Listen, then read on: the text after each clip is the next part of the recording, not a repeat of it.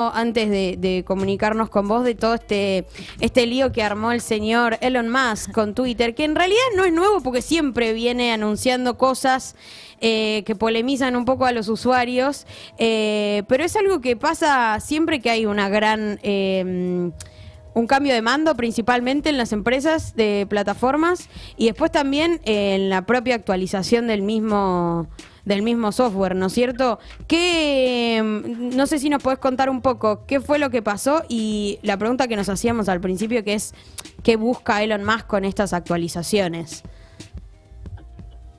Primero voy a hacer una pequeña actualización de mi CV porque el que tiraron tengo un par de buenas noticias, que es que ya no soy becario de CONICET, sino que estoy en CONICET. ¡Bien! ¡Felicitaciones! Gracias. Y estoy en otra materia que se llama Sociología de la Cultura. Lindo. Pero porque cuando a uno le dicen un CV anterior, es un poco como las redes, cuando ves tus cuentas viejas y no podés creer las cosas. Claro. Bueno, total. Qué bueno. Recién escuché como un desfasaje temporal. Ay, perdón por eso. No pasa nada. Pero sí quería aclararlo. Lo que sucedió es que repentinamente Musk propuso que en Twitter se pudieran ver hasta 600 tweets por día para las cuentas no validadas y 6.000 para las cuentas validadas.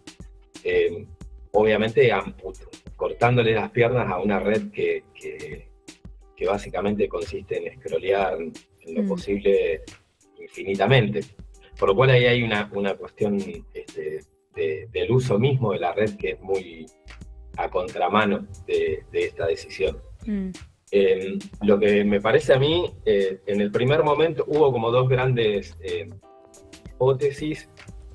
En el primer momento una hipótesis más bien de la arbitrariedad de Musk respecto a la red y a esa decisión, digamos, un poco lo hago porque quiero, porque hacen falta algunos controles, porque de esta manera esfuerzo a la gente a validar sus cuentas, bueno, digamos, por esa vía, ¿no? La vía de un mayor control sobre los usuarios y sobre el uso. Y la otra gran hipótesis es que en realidad está negociando, que tiene un problema en la nube de almacenamiento de Twitter. Es muy caro sostener Twitter así como existe hoy, digamos. Exactamente, que es muy caro sostener Twitter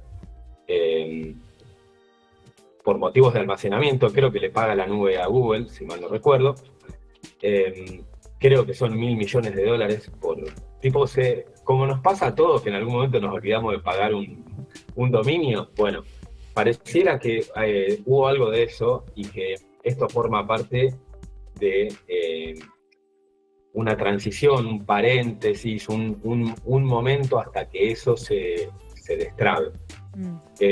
Por lo que yo estuve leyendo y amigues y gente que investiga un poco más profundamente eso, esta segunda hipótesis es la que tiene más fuerza. Por lo cual, en esa, si es de ser así, en unos días o en un tiempito debería retraerse esta decisión de limitar los scrolls. Ahora, sobre Elon Musk también, ¿no? Porque pienso que un chabón muy extraño, ¿no? Como con una biografía muy extraña, dedicado a hacer cohetes, SpaceX, no sé cómo se dice ni siquiera, se hace de una empresa de plataformas que funcionaba bastante bien, ¿no? Ahora, la crítica de que empeoró muchísimo es una crítica que tenemos casi todos los usuarios, pero también en el contexto de, no sé, pienso cuando lo terminan echando a Trump de la plataforma y Trump se hace la suya, como estamos yendo a un escenario medio de las plataformas ya ni siquiera responden a necesidades de usuarios, sino simplemente una hecatombe de empresarios, de multimillonarios vendiendo información. ¿Cómo es ese escenario? Perdón. Me gusta. Mi respuesta tuitera sería, alguna vez fue de otra manera. Pero total. Pero, a ver, sí, haciendo una cosita así rápida además, que me parece un personaje, no sé si el adjetivo es interesante, pero por lo menos llamativo, como decías, es un tipo que básicamente tiene tres grandes áreas de interés estratégico, que son la energía, Internet y la colonización espacial. A partir, bueno, de una serie de hipótesis sobre esos tres escenarios y cómo, por supuesto, se relacionan esos escenarios, ¿no? Porque la colonización espacial para esta gente respondería más o casi exclusivamente a una necesidad a un extractivismo a escala planetaria, digamos, que pueda conseguir nuevos recursos energéticos, sobre todo para, bueno, mantener, expandir las infraestructuras tecnológicas. A su vez, bueno, Internet es el nombre común de esa infraestructura tecnológica. Y bueno, y ahí es donde energía, espacio, Internet entran en el plan, en el proyecto de Musk. Twitter es un momento o es un punto de esa estrategia. Hasta dónde a Musk le interesa Twitter en sí mismo es difícil saberlo. Sí es alguien que tiene un perfil público y tiene, digamos, se la pasa dando entrevistas, opiniones. Es un tipo de empresario, digamos, que le interesa mucho intervenir en el espacio público. Y bueno, Twitter obviamente permite algo de eso, y es la red de la discusión política. Claro. ¿Qué veo yo? Veo que en ese nivel de empresarios, ya sea Zuckerberg, Jeff Bezos o Musk, por citar los más conocidos,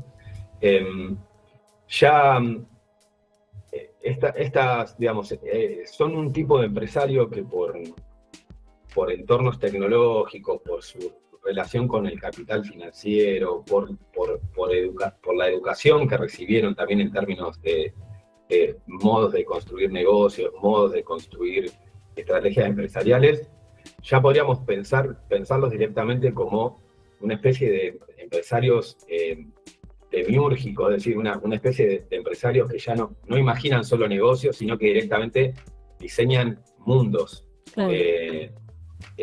Y que tienen esa pulsión que es parte de la política también, porque la política también consiste en cierto sentido en diseñar mundos, pero bueno, bajo las características obviamente específicas de un empresario capitalista del siglo XXI. Sin ser dotado de los votados. recursos. Sí. Sin ser votados, por supuesto. Porque sí. Por hay eso... algo- sí. No, dale. Que yo te quería preguntar un poco esto que ya lo nombraste, pero digo, Twitter es una red social muy estratégica en dando la disposición de la política en general a nivel mundial. No sé si no sé cómo, desconozco lo que pasa por fuera de Occidente, pero al menos en Occidente creo que ha tenido un rol protagónico, más allá de que hoy en día, por ejemplo en Argentina, la mayoría de los políticos se comunican a través de Twitter y hacen sus anuncios a partir de un tweet, sino por el rol estratégico que ha tenido en el armado de campañas electorales y demás. Entonces como que hay algo ahí que digamos, uno permite sospechar sobre la inocencia de Musk sobre la red social en sí misma, ¿no? Y pareciera como que cada movimiento tiene algo que ver con esto. ¿Vos que estudiás el tema, lo percibís así o pensás que hay otros intereses económicos que son mucho más fuertes que cualquier tipo de injerencia política que pueda llegar a tener? Yo creo que ambas cosas. Twitter, como decías, es la red de la política en ese sentido, incluso no siendo una red con tantísimos usuarios como otras, ¿no? Claro. Es una red, no es la red más numerosa, sin embargo es la red políticamente más significativa, políticamente en los términos de cómo circula la voz política o lo que decimos que es la política, ¿no? Ahí hay un punto que me parece interesante en no hace falta que la red sea la más mayoritaria para que pueda cumplir una función estratégica. Después, respecto al tema corporaciones, política, negocios, etcétera. Yo ahí tiendo a verlo de un modo mucho menos antagónico, digamos, ¿no? Y más aún para el caso norteamericano, que no hay que olvidar que es de donde vienen estas corporaciones, y que de distintas maneras, si bien sus propias dinámicas exceden los límites de las soberanías nacionales e incluso las de la propia soberanía norteamericana, la discusión estratégica con el Pentágono y con el gobierno de Estados Unidos y con el Departamento de Defensa y después con el Parlamento, por ejemplo, en todas las audiencias que uno suele ver cada tanto, a las que convocan, sobre todo a Zuckerberg, que lo convocaron varias veces a dar algunas explicaciones. Bueno, ahí hay todo un microclima, un ambiente que es empresarial, corporativo, militar, político, donde estas corporaciones también inciden, toman decisiones, son influenciadas, etcétera, etcétera. No lo vería tan antagonizado, claro, como sí. el Estado y la política, lo público, etcétera, y las corporaciones claro, como un agente privado que acá está alguien muchísimo más entrelazado. Claro, acá alguien en el chat, y quiero retomar la idea que mencionaste antes de colonización espacial, porque acá alguien en el chat dice, el presupuesto que debiera ir a la NASA se lo están dando a Musk.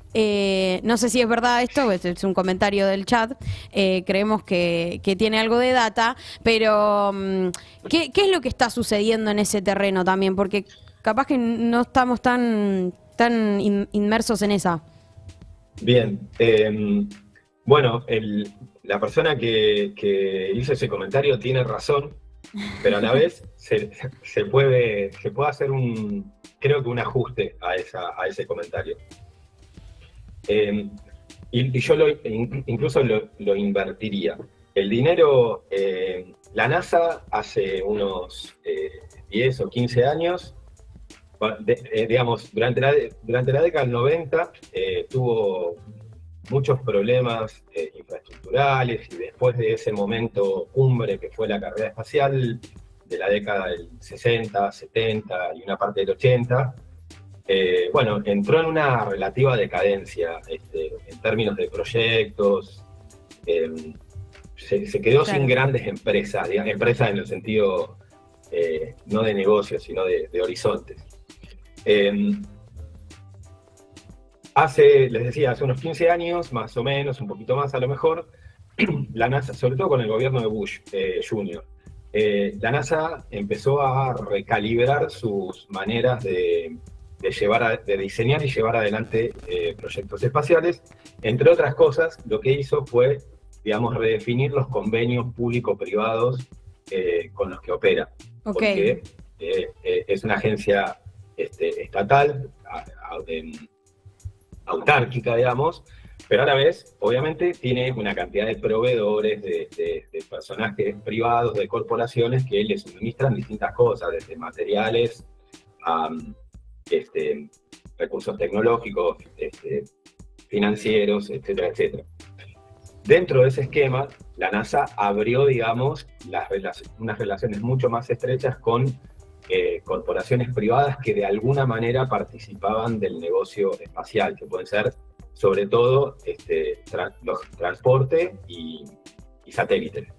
En ese marco, la NASA no es tanto que los recursos que deberían ir a la NASA van a Musk, sino que los recursos que llegan a la NASA terminan en Musk, porque la NASA financia muchos proyectos, tiene muchos acuerdos con Musk en relación a SpaceX, a la empresa, que sobre todo son estas dos grandes cosas que debemos hacer, que es colgar satélites en la órbita terrestre, y luego, bueno, todos estos intentos, ensayos, exploraciones sobre la posibilidad de llegar a Marte.